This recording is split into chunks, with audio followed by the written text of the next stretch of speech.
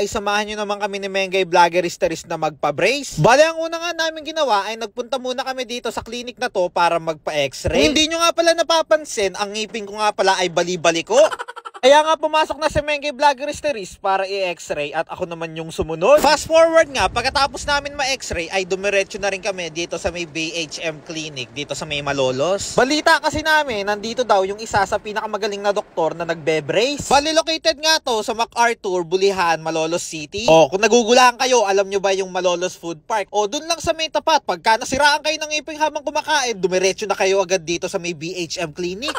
Bali, yung una nga sinalang dito sa may trono ni Doktora ay si Mengay Vlogeristeris. Bali, ang gagawin nga sa kanya ngayon ay lalagyan ng brace yung baba niya dahil meron na siya sa taas. Alam kong ito na ang magiging solusyon para makatipid kami ni Mengay Vlogeristeris dahil hindi kami makakakain ng ilang araw. Bali, sinumulan na nga lagyan ng bracket yung babang ngipin ni Mengay Vlogeristeris. Tapos napansin ko dito sa clinic nito ay kumpletong-kumpleto sila sa lahat ng gamit. Kala ko nga tumatanggap ng ibang pasyente sila doktora kapag may naaaksidente dahil sa sobrang dami ng equipment nila. Fast forward nga, natapos ng bracean si Mengay Vlogeristeris at tinuturuan naman siya ng doktor kung paano mag-toothbrush dahil sobrang dami niyang tartar, charis.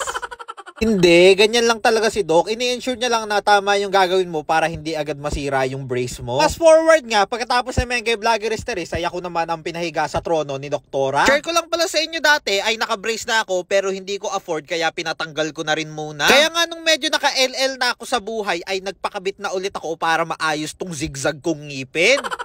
Fast forward nga ay nakabit na rin ni Doc yung braces ko. Paano ako magsasalita nito? Nakshuta! Bali, tapos na nga ako i-braces at tinanggal na rin tong robe nila sa akin. Church lang guys, hindi naman talaga ganon yung nangyari sa may boses ko.